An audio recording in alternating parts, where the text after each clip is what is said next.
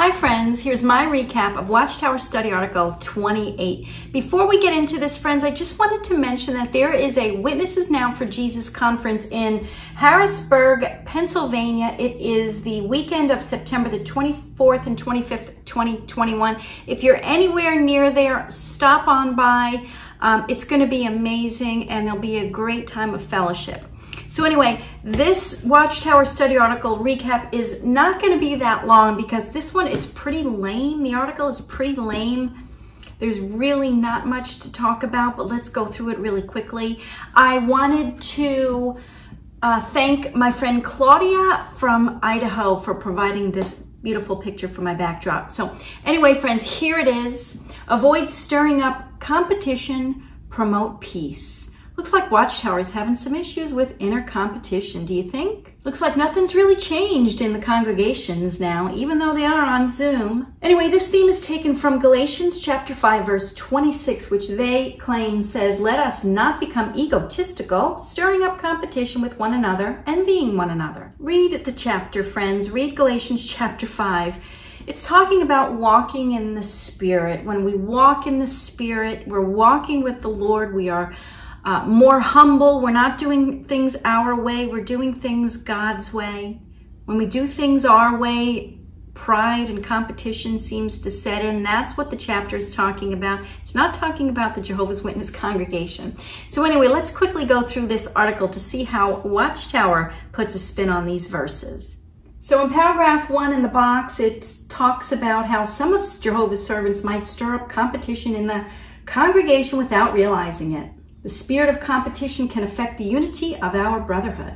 Paragraph 2 talks about how the article claims to discuss the negative qualities that can cause us to stir up competition with our brothers. So paragraph 3 tells the reader to examine your motives. Ask yourselves, do I measure my worth by comparing myself to others? In the box, paragraph 4 says, the Bible urges us to avoid comparing ourselves to others. Read Galatians 6, 3 and 4. Why? On the one hand, if we think we are doing better than our brother, we may become prideful. Friends, read Galatians 6. The chapter talks about carrying each other's burdens. So verse 3 and 4 is what's mentioned in the paragraph. That's in bold there. But let's start at verse 1. Brothers, if a man be overtaken in a fault, you which are spiritual, restore such a one in the spirit of meekness. What about disfellowshipping? Verse 2, bear ye one another's burdens, and so fulfill the law of Christ. Verse 5, for every man shall bear his own burden. The paragraph goes on to quote a sister named Katerina, who, after comparing herself with others, who seemed prettier or more effective in the ministry, says, I felt worthless. We must remember that Jehovah drew us to him not because we're beautiful, but because we're willing to love him and to listen to his son. John 6:44 is what they claim states this, but that's Jesus speaking in John chapter 6. Notice it says, no man comes to me except the Father, which has sent me, draws him. Friends, salvation is found in no other name other than Jesus. That's why mankind is drawn to Christ, because salvation is a free gift to those who have faith in Jesus Christ. Mankind is not drawn to Jehovah God, as the paragraph states, and the verse proves this. Moving along to paragraph 5, it discusses a brother in South Korea who considered brothers with privileges as rivals. He said at the top, on the right, my attitude caused disunity in the congregation. Paragraph 6, under the subtitle Guard Against Egotism and Envy, it says what's underlined, envy is a form of hatred. Wow. Paragraph 7 says, halfway down the box, a person who stopped serving Jehovah will harm himself and others. All right, moving along. Notice the box in paragraph 8. It says, do nothing out of contentiousness or out of egotism, but with humility consider others superior to you. The verse they cite in Philippians 2:3 says, let nothing be done through strife or vainglory, but in lowliness of mind, let each esteem others better than themselves. It doesn't say superior to you, friends. It says better than. Now, some may consider this trivial, but I don't. Superiority, friends, it signifies somebody higher in rank or quality, whereas greater than or better than shows humility, okay? Paul here was talking about unity. So therefore, put the needs of others first and pursue humility. But Watchtower wants you to believe it says superiority. But you see, that's all a part of the conditioning, friends. Jehovah's Witnesses should know their place and not question the governing body. That's the conditioning they want the Jehovah's Witness mindset to be in, because the governing body members are superior in rank to the rank and file. But they're not. They're not superior. They're just mere men. Obviously, they can't seem to get anything right. But let's move along. Paragraph 9 in the box. We can control our tendency toward envy by cultivating modesty, by being aware of our own limitations.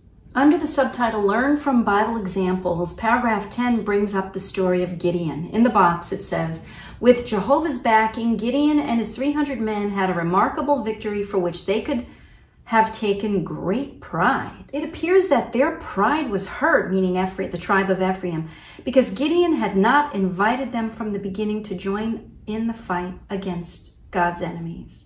Gideon willingly set pride aside in order to maintain peace among God's people. Friends, this is not the point of the story of Gideon at all. The point of the story is that it was God's victory, because he whittled Gideon's army of men down to 300. And these 300, they won the battle against thousands. I believe it was thousands. I can't remember the exact number. It's in Judges chapter 6, I think. But anyway, friends, Watchtower is trying to spin it into a story about competition and pride. It's ridiculous. There's no need to spend too much time on this, but it's a great account if you wanted to read it in the book of Judges. All right, moving along to paragraph 13, it brings up the example of Hannah. And really all I want to do is I want to read the box under the picture. It says, because she, Hannah, trusted in Jehovah to make matters right, Hannah regained her inner peace. So you can read the account of Hannah in the book of 1 Samuel if you want, but she was barren. She couldn't have a child, but Watchtower wants you to believe it's about competition and pride and inner peace. So feel free to read that account. Paragraph 15 discusses Paul and Apollos. There's not much to discuss here, friends, but they were not jealous of each other. They worked well together in leading people to Christ. They were not Jehovah's Witnesses. As the box in paragraph 16 states, it says, Paul would never have done that if he had felt that Apollos was dividing the congregation. This is so ridiculous. Read the account in 1 Corinthians. It was not a Jehovah's Witness congregation. It was a Christian church full of Christ followers, friends. To wrap up this study article, paragraph 18 says, but we realize that any success we have is only because of Jehovah's blessing. So of course, they want their followers to stay in the organization. That's really it. I didn't feel it was important to go into depth in these biblical accounts. You can do further study by reading about Gideon. It's an amazing story. Read about Hannah. There's always lessons to learn, but it wasn't about pride and competition and inner peace.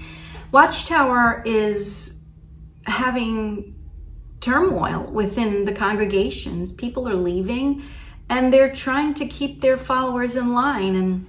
But anyway, that's it for this week's study article. I hope it was worthwhile for you, friends. Thanks so much for watching. Turn to Jesus today. It's all about him. Salvation is a free gift through him. Thanks so much for watching, friends. I hope you have a great day.